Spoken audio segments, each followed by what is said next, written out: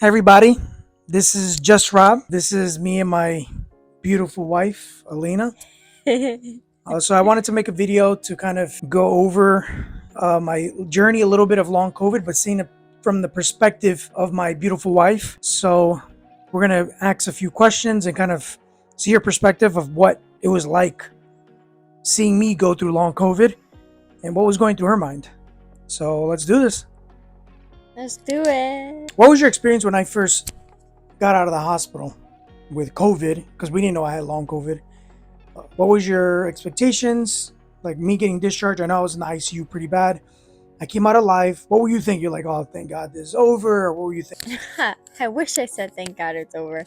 No, obviously I was worried because even after you got out of the hospital, we didn't see each other for like another month because you were technically still quarantined because he was testing positive. You just wanted to be safe and precautious. So I was seeing you through FaceTime, and then I would go down because he was in the basement. I had the N95. I was geared up. We had no idea COVID would do if I touched him or whatnot. I was definitely more nervous, but I had to be a pillar in the family because everyone else was breaking down, and I couldn't break down because not only was I had to worry about you and take care of you, but mom, dad, brother, sister, everyone was just like crumbling, and I'm like, oh my God, I need to stay strong for you. So no, I didn't expect what was coming. So pretty much, just to kind of clarify for the audience, we had both my parents,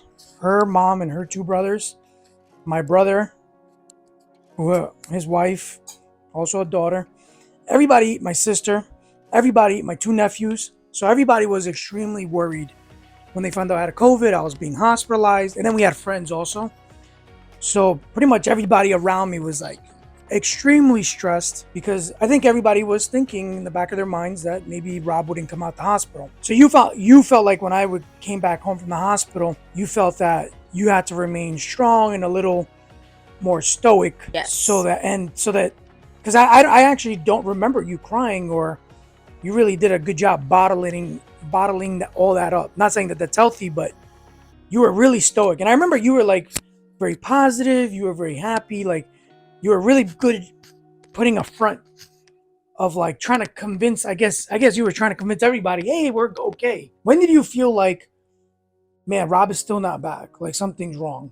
Do you remember like when was that time something happened, or maybe the timeline you were like, okay, something's wrong here? Retrace the steps to what you said about not breaking down and being like all bottled up. That's not healthy. I had to have that front, but when I was alone in the bathroom, I would cry for like 10 minutes straight just to let everything out, and then I would look myself in the mirror and be like, all right, let's do this. So then, I had to be strong, mostly for you. But when everyone else is crumbling, there has to be some sort of pillar. Why did you feel like you had to be very stoic to be a pillar? Do you think if you were very emotional, you would have just broken down? I consider myself a pillar of the family, but I feel like I still cry. I'm still emotional in front of things. But I feel like, why did you feel like you had to be very stoic and you couldn't show emotion? Do you feel like if you showed emotion, you would have literally just like broken down, and you were afraid that the family would break down even more?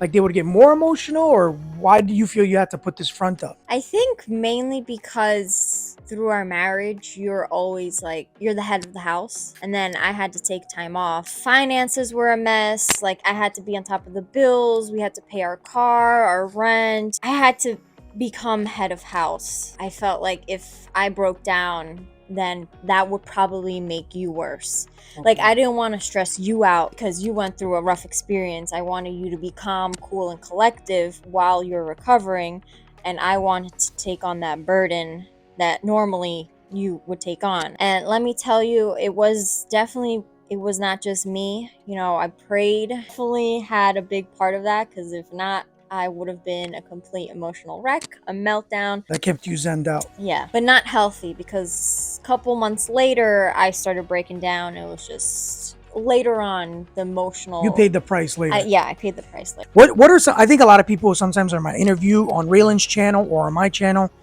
They sometimes feel like I recovered quickly because my symptoms weren't severe. What did you notice my symptoms were? I feel like I was very in it. One big thing I noticed was that you were very slow. Normally you're a very sharp guy, like you're on your feet, you're constantly thinking. But like if I would ask you a question, like you would like take your time. And the Rob that I'm used to, the Rob that I married, wasn't there anymore. Just doing the simple things like trying to pay bills, you just couldn't handle that anymore.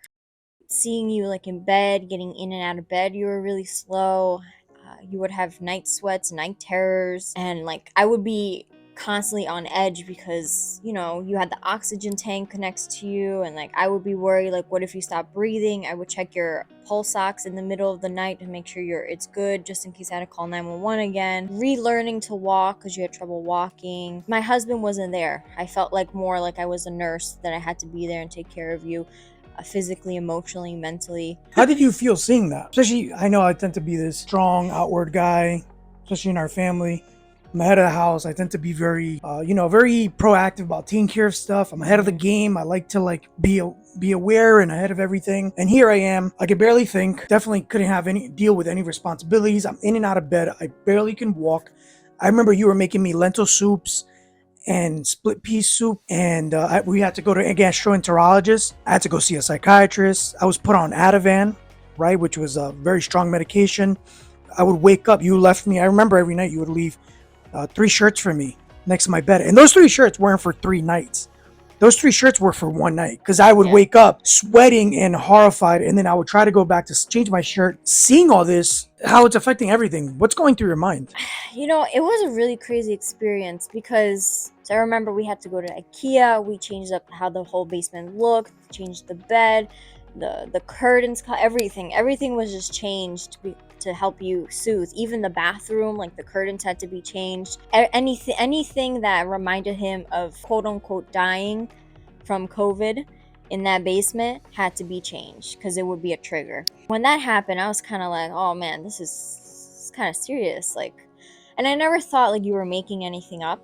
So I started getting a little anxious and worried because you were very anxious, very worried, like the night terrors, the night sweats.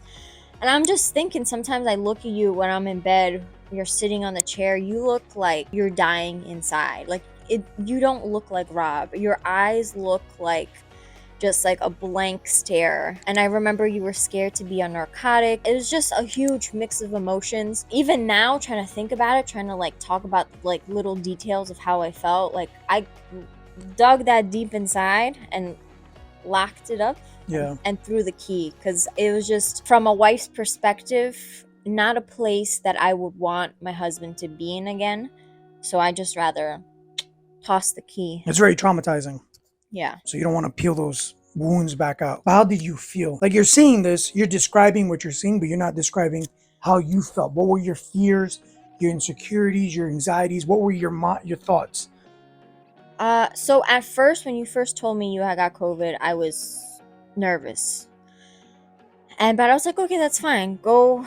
Yeah. No, we're not talking hospital. about. I don't want to talk about when I first got COVID.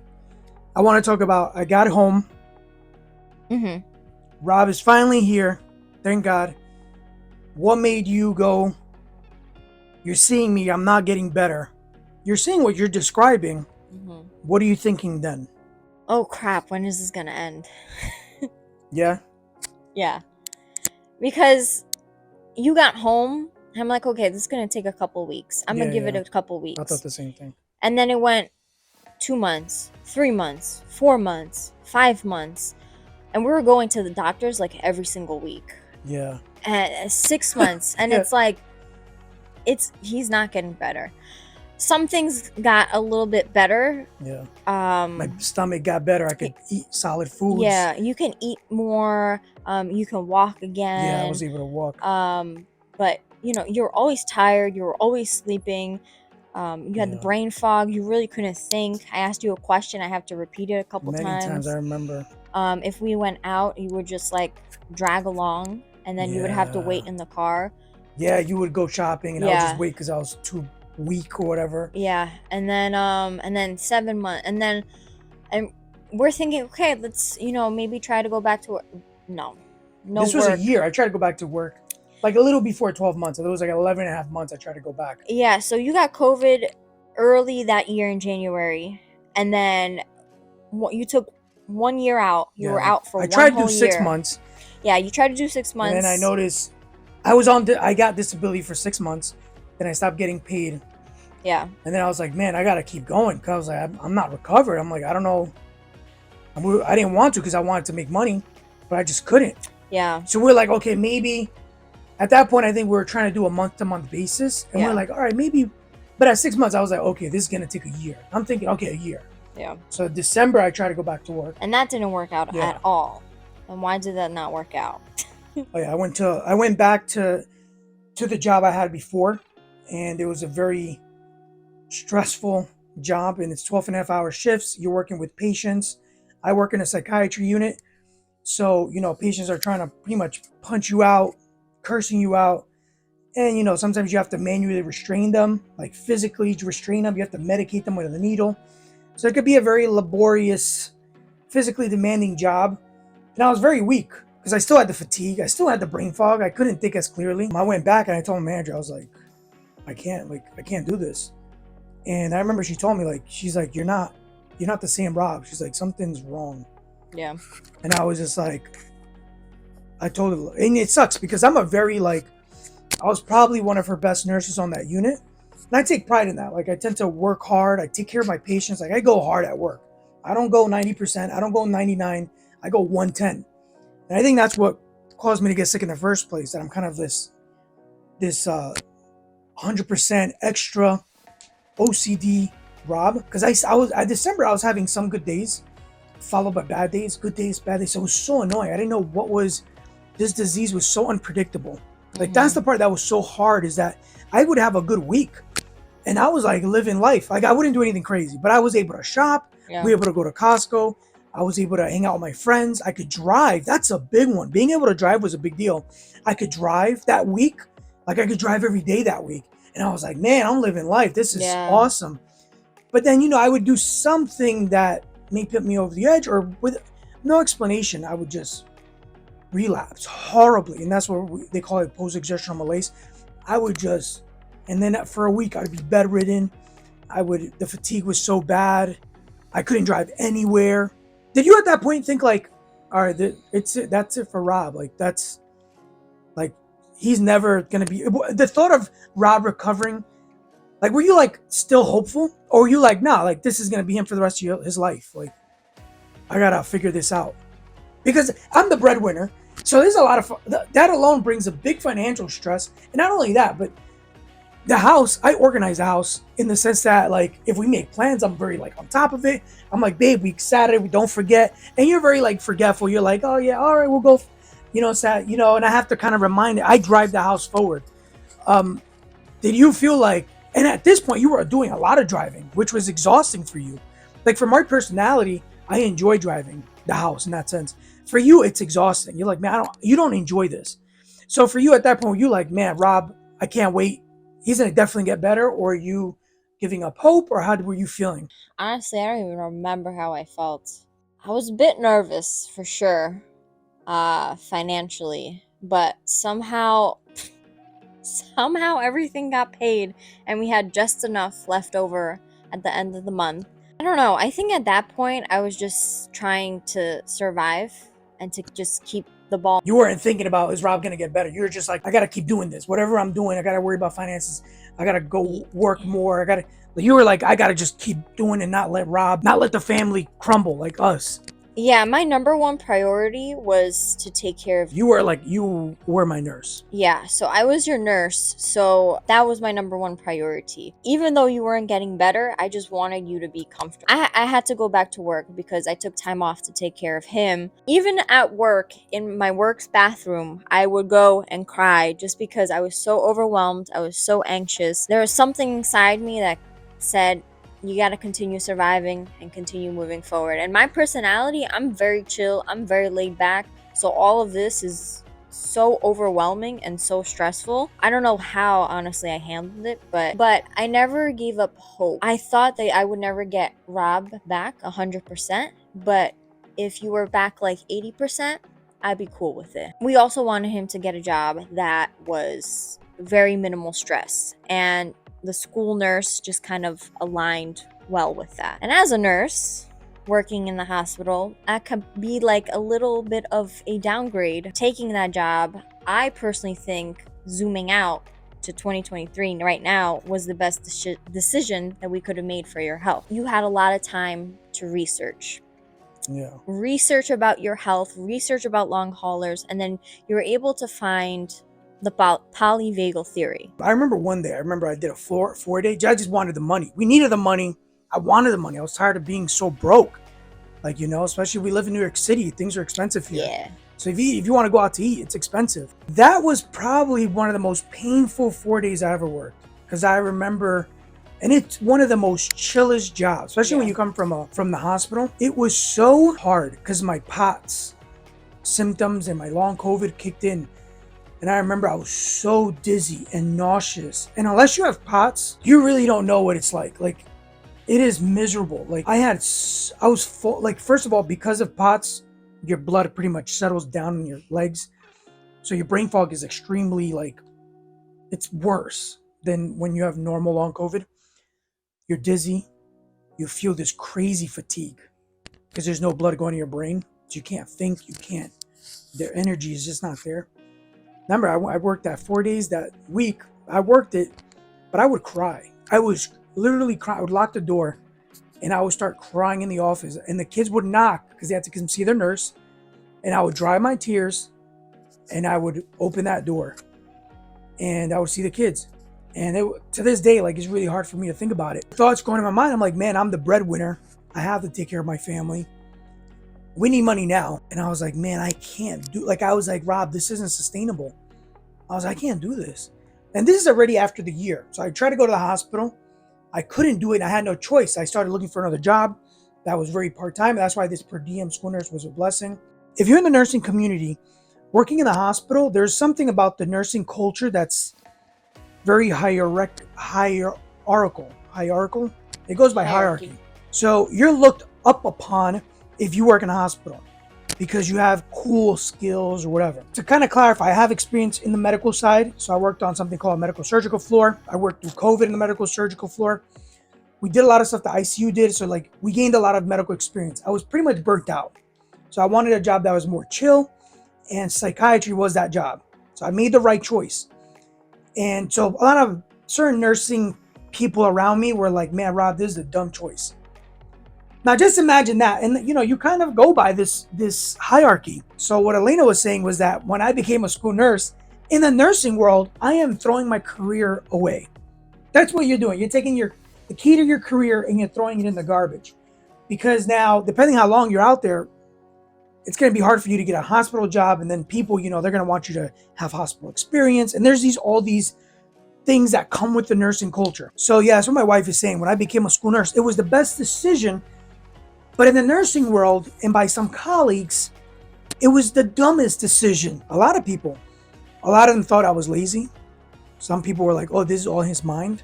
This is a psychiatric problem. This is, you know, a lot of them like, oh, Rob is just getting lazy. He's just using this as an excuse to watch Netflix on his couch all day. Yeah, I remember when people used to call him lazy.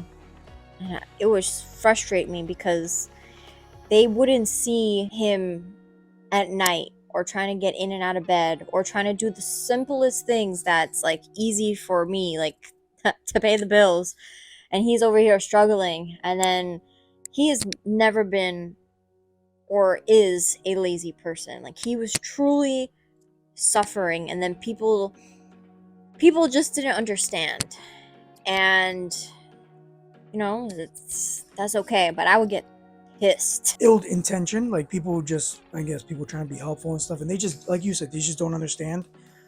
And that's why I kind of wanted to make this interview, because I think a lot of people don't understand the perspective from a spouse. Like, the spouse really, I suffered, but like I knew what I was into, and I was sleepy, and I was like, all right, this is horrible, but I'm going through it, whatever.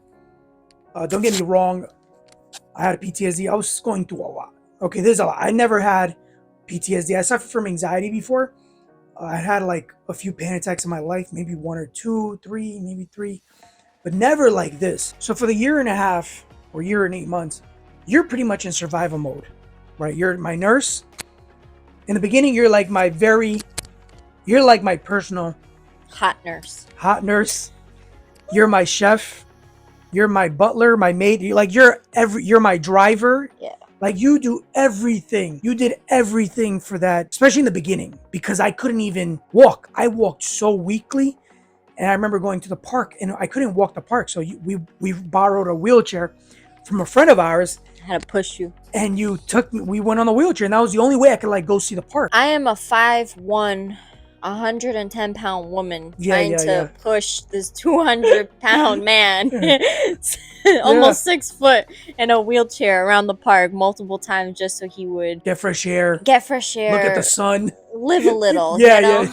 And things started getting a little better, right? Like compared to the very beginning. And you're right, that job, it gave me the opportunity to not only sustain us financially, somewhat, right? We weren't, because I couldn't work too many days. I was able to research. And I remember I say this in Rayleig's interview that I went to YouTube med school. And I just started looking up every interview. So I was just I'm like, yo, a doctor's got to come up with a cure. There's got to be a pill. There's got to be something. Like, you know, is there a supplement? And obviously in the beginning of the journey, we went to all doctors. We went to a cardiologist, neurologist, psychiatrist. We went to my primary care. We got CAT scans, contrast done of the brain. We got ultrasound of the heart. We got respiratory. We got pulmonologists involved. Everybody. And all of it came back clear. Yeah. Normal, healthy man. Except for the labs, which was so weird. The labs for inflammation, it's called high sensitivity CRP, that remained high. And in the first blood work I got after being discharged, I was diabetic. I had liver disease. Oh, yeah. Like I had all these biomarkers were wacky. And my doctor's like, what is going on? My CRP was through the roof. Once I started doing the polyvagal exercise and I started feeling improvement. How did you start feeling? I had to tell myself, like, Elena, I don't know if this thing will work. I mean, he's doing it. He's going hard. I see him every day, 3 times a day, 4 times a day. But like, we still survive. Because what if this thing doesn't work? Right? Because you tried the Gupta program. Oh, we tried so many things. And then you tried so many different things and none of that worked. But you know, you swore this polyvagal thing will work based off the research, based off the studies. It made sense. That's why I was like, this is the only thing that explains my symptoms. Because everything else, I tried it. It was a trial and error and it never worked. Like maybe it worked for a day, 2 days. I'm like, oh, I tried supplements and it worked for 2 days. And then it didn't. And I'm like, what is going on? And it would go back to normal. Just trial and erroring everything. I was like, none of it makes sense, but I'll try it. In that time, I was in school nurse. I was reading a load of books about mental health, trauma, self-love. Like I was doing a lot. So I think a lot of people think I just got better in 3 months. I was putting out months of work on self-love, mindset work. I was like, Rob, you got to be happy. So I did a lot of work. Like, I'm just going to be happy being me. Because I was miserable. And I know I was miserable to you. Not that I was like abusive or anything, like cursing you out. But like when you saw me, I would just like be so sad and depressed, right? You'd look at me and be like, man, Rob's depressed. And I was like, yeah, I'm depressed. I hate my life. And I had to change that attitude. And I was like, no, like, I remember I'm going to smile at you. Like, I'm like, if I can make you smile, and every time you look at me, you're like, man, Rob smiles. That makes me happy. Like, that's your mindset. I'm like, wow, I win. So I changed my mindset from, I'm going to be laying here, can't do nothing, poor me, this victim. I was like, nah, I'm giving up on this. Like, I'm not a victim. I got to stop this idea. After reading Amy Morin's book, please read it. And I was like, I'm going to change this mindset. I got to stop doing this to myself. And so when I started, again, all that mindset work, self-love, self-compassion, the book from Amy Morin, once I started doing all that work, then polyvagal came. So polyvagal I set myself up nicely. And then polyvagal and doing those physical exercises, I was able to recover a lot quicker.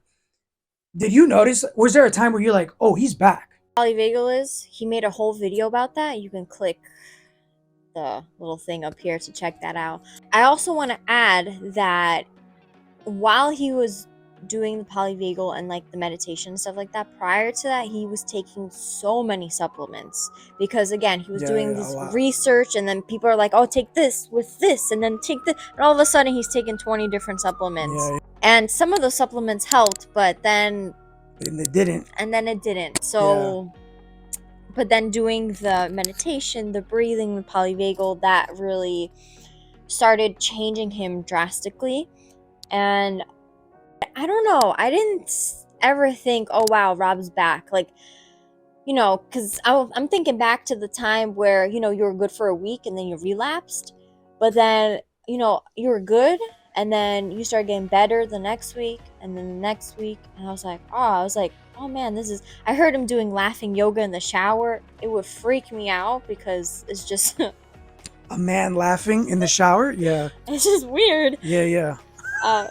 But it helped. Yeah. Please tell people, because I think I tell them do laughing yoga, and 99% of the people I tell to do laughing yoga do not do it. I want you to understand, it is not normal. Laughing yoga is the weirdest thing you will. It's weird, but do it. It works. I don't know why it works. Okay, but like, yeah, people think I tell them. They're like, then I ask them, do you do it? They're like, oh no, I was thinking about doing it. I'm like, no, don't think, just do. Don't think, just do. And laughing yoga is freaky. Ah! You're just laughing in the middle of the room shower. I had a pot, so I wanted to take warm showers, and I would take warm showers. I'd get dizzy. So I started doing laughing yoga, and it would help me. I wouldn't get dizzy anymore. Yeah. And so to get rid of my symptoms. So yeah, so laughing yoga, you saw me doing all that. The meditation, later on started doing the breathing exercises. There's some hope, and I was like, oh wow, he's actually getting a little bit better. But, you know, it was such a rough year and a half for me because my anxiety is through the roof. I'm overwhelmed. I'm stressed out. I don't know how to manage my emotions. So when he was getting better, like, it was exciting, but I was still like, survive. We have to survive. We have to continue surviving. And my mindset and my body was just like, survive.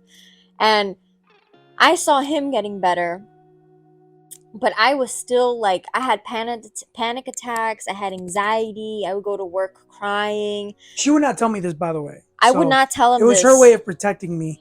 Because I didn't want, I didn't want him to stress out. Because I would be more anxious. Yeah, I was ready. And then yeah, he started getting better, and then his goal was to go back to work full time.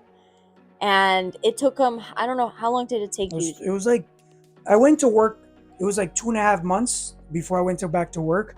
And I was like pretty strong. I still had a little bit of symptoms. And like around the 3-month mark, once I was at work for like 2 weeks, I got stronger. I was like, oh, I'm back. Like, I was like, oh, I'm back. I couldn't do certain things. Like, I couldn't run or go to the gym. But I didn't care. Like, I was like, yo, Rob, if you can work, go food shopping, and live a life, even if you can never run back in your life, like, I was like, I made it. This is my full recovery. Like, you're somewhat back to normal. I was back to normal. I just couldn't do any exercises. But you have to understand, for a year and a half, year and 8 months, I had trouble going to Costco and food shop. That would tire me out to the point that when I would come back, I wouldn't be tired for the day. I'd be tired for a week if I did that. So for me, going to work full time, that was it. I remember praying and saying, like, if all I can do is go back to work and support my family financially, because that was such a big stress, I was like, I made it. So when I tell people I returned to recovery for 3 months, it's because that's what I mean. That was my goal. And it took 2.5 months where I went back to work, and I was like, oh, I'm strong enough to go back to work full time, by the way. So I was able to go to work 5 days a week, which was huge, without any pain, brain fog, dizziness, any of that. And at 2 weeks in, I was like, oh, I'm like, I have no symptoms. Like, I was like, this is amazing. Later on, with the running and trying to get in, I didn't want to stop. I got a little greedy. I was like, I want to keep, can I go back to the gym? Can I run again? And yeah, you saw 1 week, 2 weeks. We were nervous about me going back to work full time. We were very nervous. But then I did it. Was there a point where you're like, oh man, this is good? Or you like nervous thinking, man, this might all fall? I was nervous. But April 2022, so last year in April, I remember we went rock climbing, and you were still like potsy. You had like the fatigue, even though you were, doing your meditation, breathing, the polyvagal. But I think seeing you rock climb, because it was so out of your element, and like it was so different, and you actually being able to do some sort of activity without like going to the gym or running, which you're normally used to, like I think that also gave you the confidence and hope that you needed to be like, oh wow, I feel like I'm healing, and I'm doing better because I'm able to go rock climbing. And kind of seeing you rock climbing made me feel like, oh wow, you're able to handle this. Like this is like a stepping stone. But then another crazy event that happened that we weren't expecting was I found out that I was pregnant. Yeah. And I thought something like that. I was like, oh my God, my husband is not 100% yet, and we're gonna have a baby, and like, how is this gonna work, and what's gonna happen? And That's a huge curveball to the story. So, and we were like, how? yeah, right? We were like, what? This is like the worst time. I don't know why. Since I was younger, I always said, if I have a kid, if I find out, even if it's by mistake, I will be positive about it, because I don't want to put that energy out there.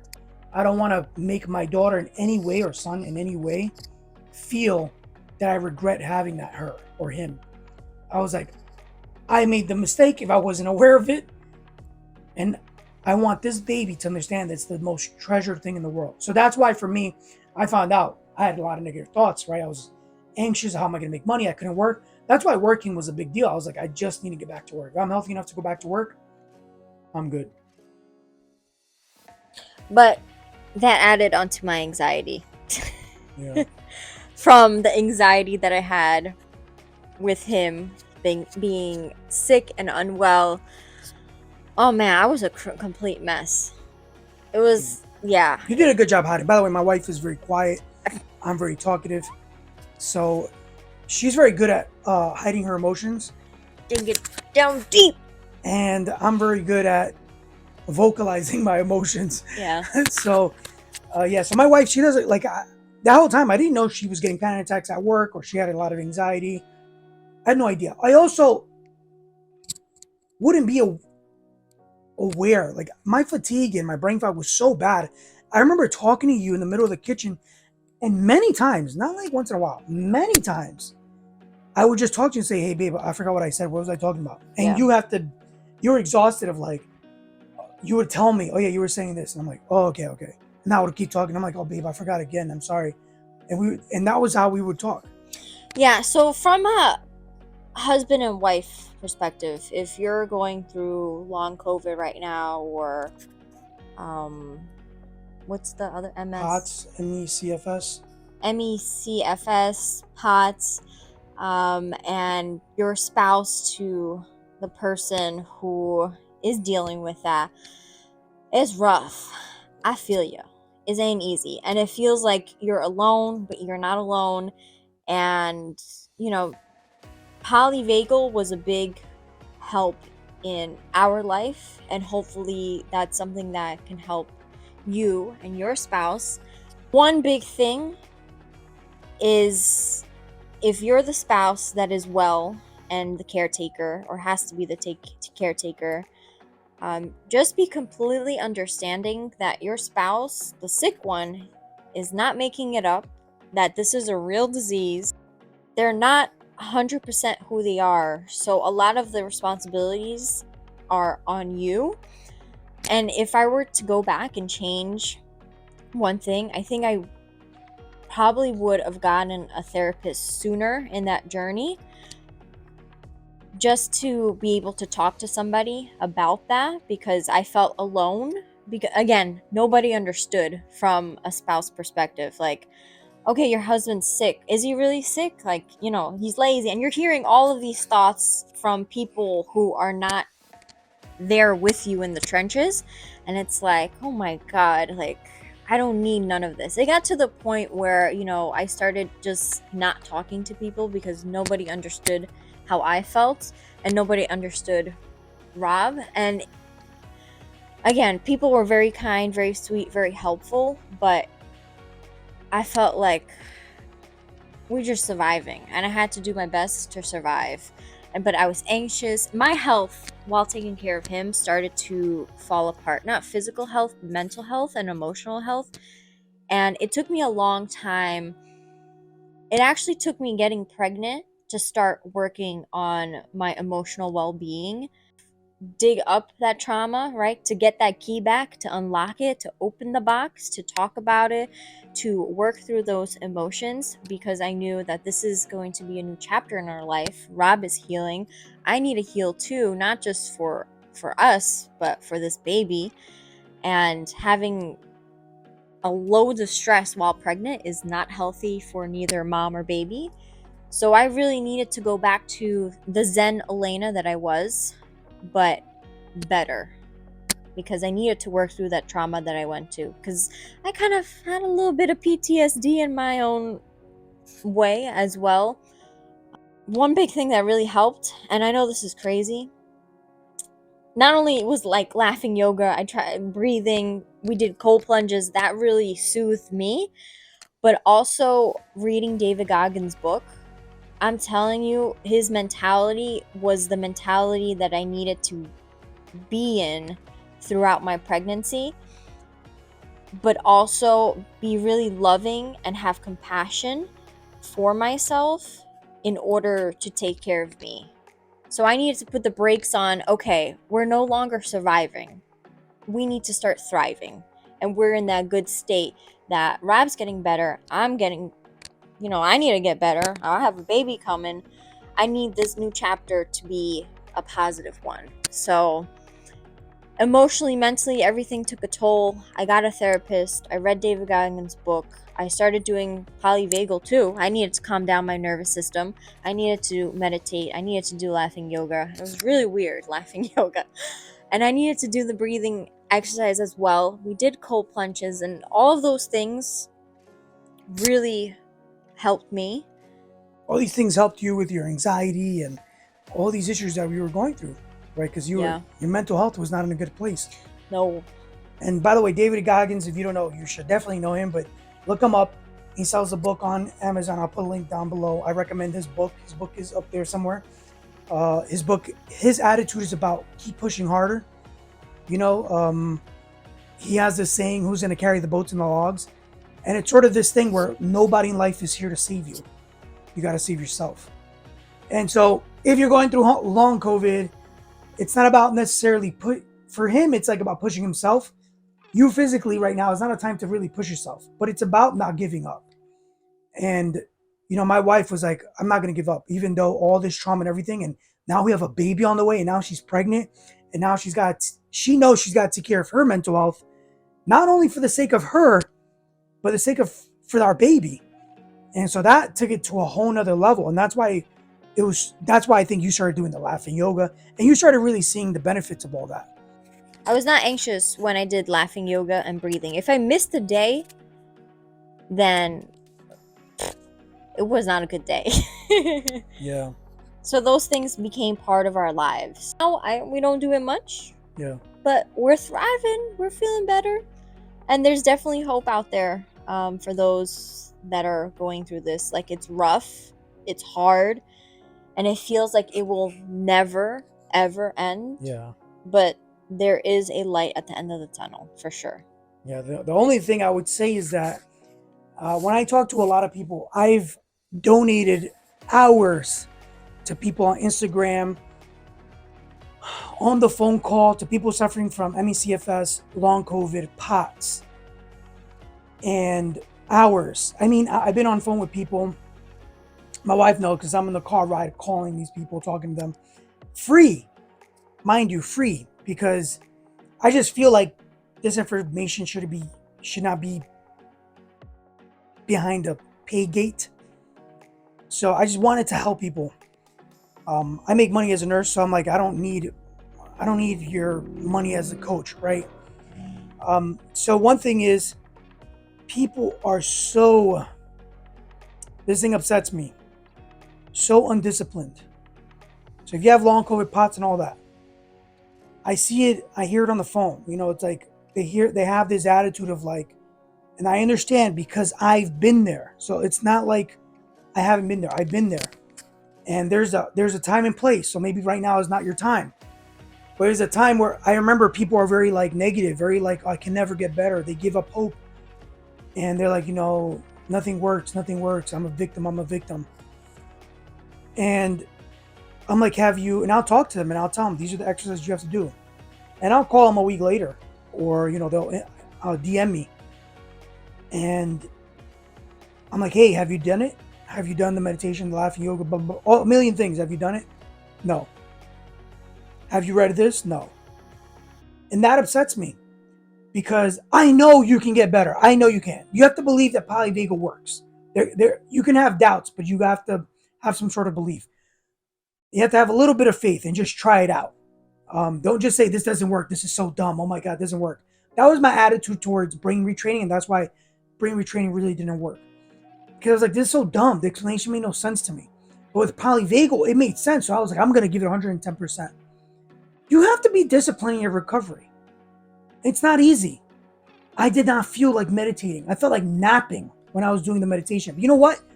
I meditated for a minute and I napped for another 9 minutes. But I did it again and I did it again and I did it again. And you know what? I couldn't really do stuff like meditation. So I would do yoga because I wouldn't fall asleep. Because yoga is painful and like holding that stretch and really focusing on your breath really worked. So I did it. I was doing it like 3 times a day. I would just relax myself and I would just smile and be happy and joyful. I would do karaoke. And I was like, Rob, you need to tell your body you are safe. And I went, you know, I was a little aggressive with it. Again, I didn't push myself and felt bad if I didn't do it. That's another problem. People push themselves and they're like, oh, I didn't do it. Oh my God. Nah, get that anxiety out of your mind. Like, if you didn't do it, great. You're doing great. Like, you're alive, you're doing great. You know, and so yeah, have discipline, do it. People ask me how much time, do as much as you can. You know, if you can do 20 hours, great, do 20 hours. You can do 1 minute, do 1 minute. You know, I would watch TV in the middle of me watching TV or watching YouTube. I would do something else on the side. You know, I would pause it and do a meditation session because I felt like I could do it. Or the breathing exercise really was a game changer for me. The laughing yoga I would do it 3 times a day.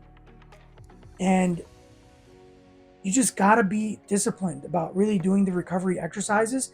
And you also have to be disciplined in not listening to these negative thoughts. We believe that if we have negative thoughts that it's true, and it's not true. It's so important to understand that those negative thoughts are not true.